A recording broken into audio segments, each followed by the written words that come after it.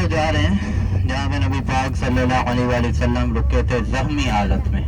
جب خون و خون ہوئے, یہاں پہ خون مبارک پاؤں تک پہنچا, ظالموں نے پتھر مارے, تو جہاں پہ انگور کی بیل کے نیچے رکے تھے اس طرف جا رہے ہیں.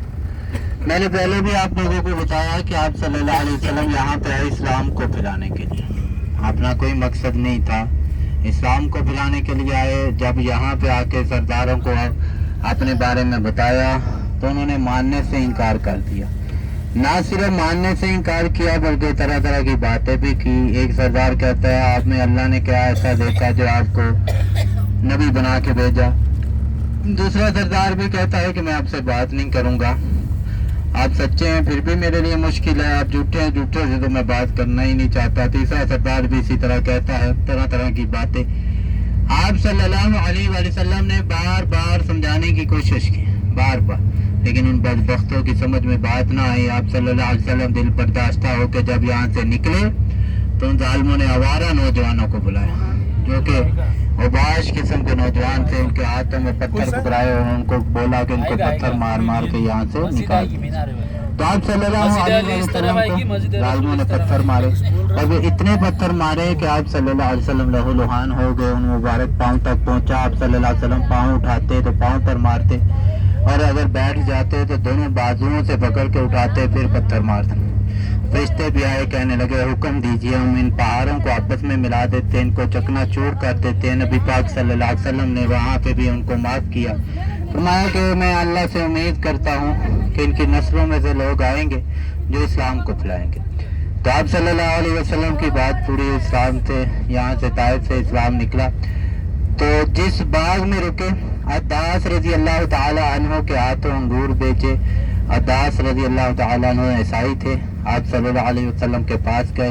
آپ صلی اللہ علیہ وسلم نے بسم اللہ الرحمن الرحیم پڑھ کے انگور کھانے شروع کیے, اور بسم اللہ کے الفاظ سن کے عداس رضی اللہ تعالیٰ عنہ کہنے لگے کہ یہ الفاظ تو یہاں پہ نہیں بولے جاتے, آپ لوگ کہاں سے آئے ہیں؟ تو آپ صلی اللہ علیہ وسلم نے اپنے بارے میں بتایا تھا کہ مجھے اللہ نے نبی بنا کے بھیجا ہے, میں آپ لوگوں کو سیدھا راستہ دکھانے کے لیے آیا ہوں. جب یہ باتیں ہوئی تو پھر نبی پاک صلی اللہ علیہ وسلم نے عداس رضی اللہ تعالیٰ عنہ سے پوچھا کہ آپ کہاں سے؟ وہ کہنے لگے میں نینوا سے ہوں. تو آپ صلی اللہ علیہ وسلم نے ان کو پھر بتایا کہ وہ تو میرے بھائی یونس علیہ السلام کا قبیلہ ہے, ہمارے بیچ آپس میں نبوت کا رشتہ ہے. اللہ نے ان کو بھی نبی بنا کے بھیجا ہے, مجھے بھی نبی بنا کے بھیجا, اس لیے ہم ایک دوسرے کو جانتے. یہ جب باتیں ہوئی تو وہاں پہ اس باغ کے اندر پھر انہوں نے اسلام قبول کیا. حضرت عداس رضی اللہ تعالیٰ عنہ نے اسلام قبول کیا. ایک بندے نے اسلام قبول کیا, اللہ کا شکر ادا کیا, اللہ تعالیٰ شکر ہے, چلو ایک بندے نے تو کیا, اس کو دیکھ کے دوسرے کریں گے.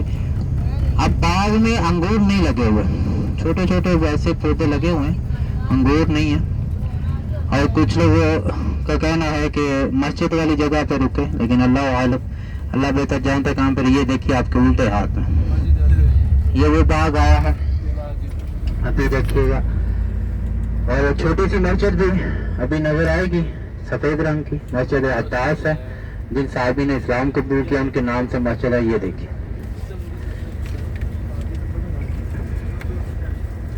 یہ باغ ہے جی, جہاں پہ آپ صلی اللہ علیہ وسلم آ کے رکے تھے.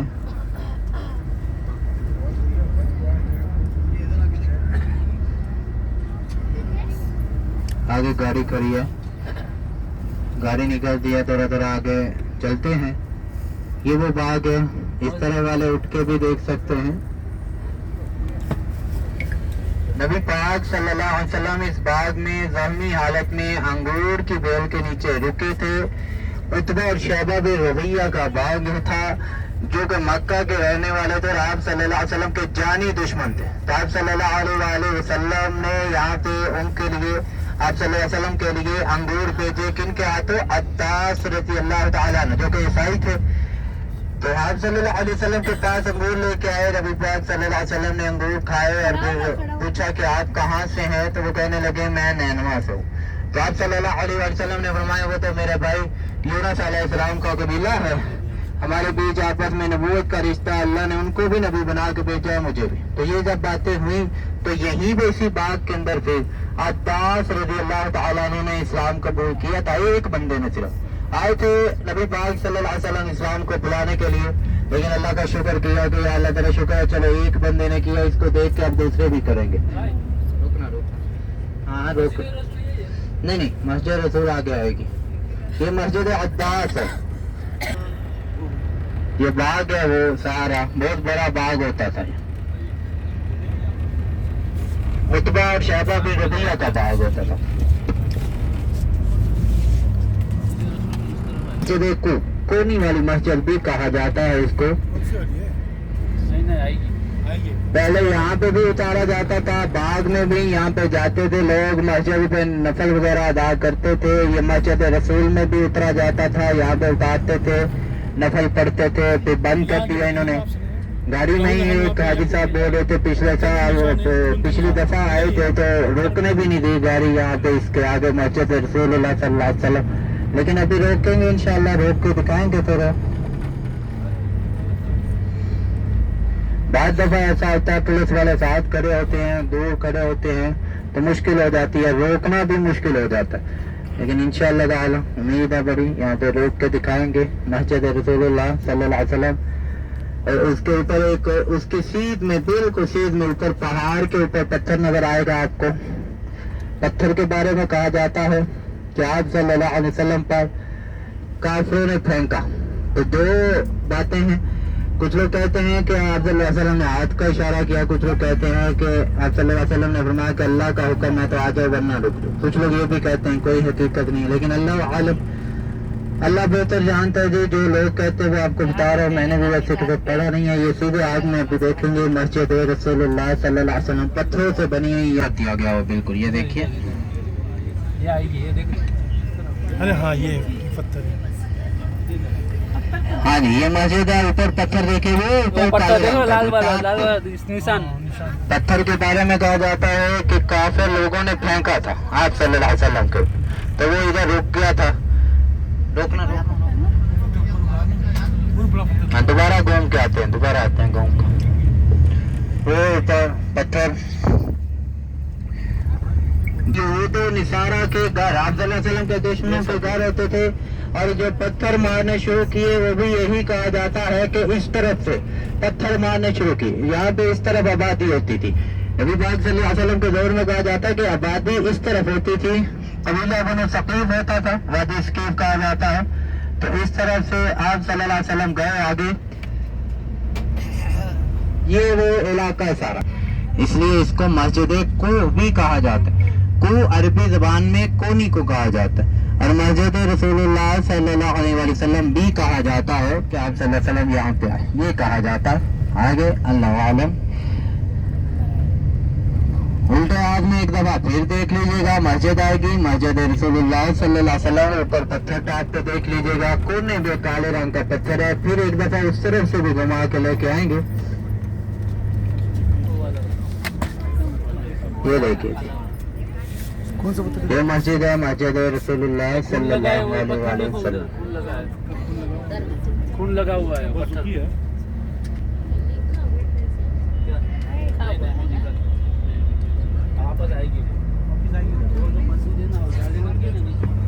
اچھا مسجد باہر جو چھوٹا سا ایک گھر سا بنا ہوا ہے، مینار نہیں ہے اس کا مسجد کا، مینار کے بغیر. ابھی سیدھے ہاتھ میں ایک مسجد آنے لگی، مسجد علی رضی اللہ تعالی. مینار والی سب سے پہلی مسجد کہا جاتا ہے یہ مسجد تھی، یہ جو ابھی آئے گی مسجد علی رضی اللہ تعالی عنہ. اور یہ بھی کہا جاتا ہے جب غزوہ طائف ہوا نا تو حضرت علی رضی اللہ تعالی عنہ کو جب قیادت دے کے بھیجا گیا صحابہ اکرام کی، تو یہاں پہ آ کے رکے تھے. اور یہ بھی کہا جاتا ہے مینار کے اوپر تیروں کے نشان بھی تھے. پہلے یہاں پہ بھی جاتے تھے، اوپر مینار پہ بھی چڑھتے تھے، نفل پڑھتے تھے. ابھی یہ بھی بند کر دیا انہوں نے. یہ دیکھیے یہ سیدھے ہاتھ میں مسجد علی رضی اللہ تعالی عنہ آئے گی. ابھی یہ بھی جنگلہ لگا دیا ہوا چاروں طرف، بند کر دیا ہوا.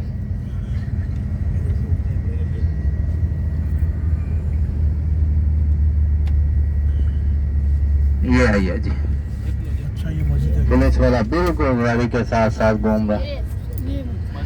یہ دیکھیے جی یہ مسجد علی رضی اللہ تعالی عنہ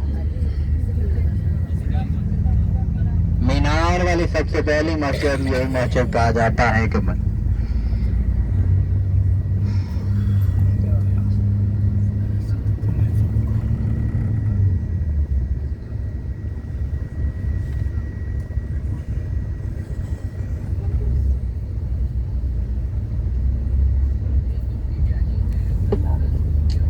वाली सबसे पहली मस्जिद।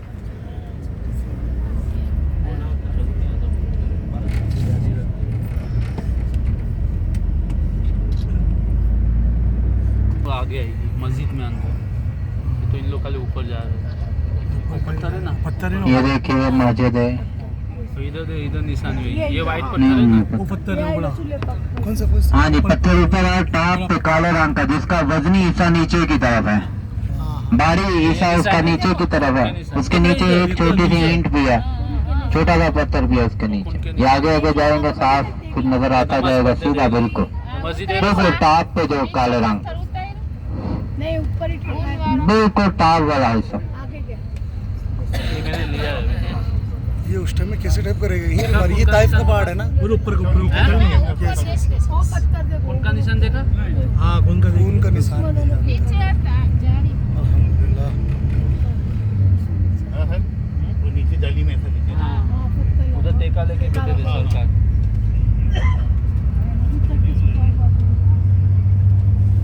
चलो। अल्लाहु अकबर, अल्लाहु अकबर, अल्लाहु अकबर, अल्लाह। तो सब ये थी साहिब की ज़ियारत जो आपने की। इधर की हुकूमत ने भाई यही ज़ियारतें छोड़ी हुई हैं जो हाजियों को दिखाई जाती हैं, बाकी ज़ियारतें इन्होंने बंद कर दी हुई हैं।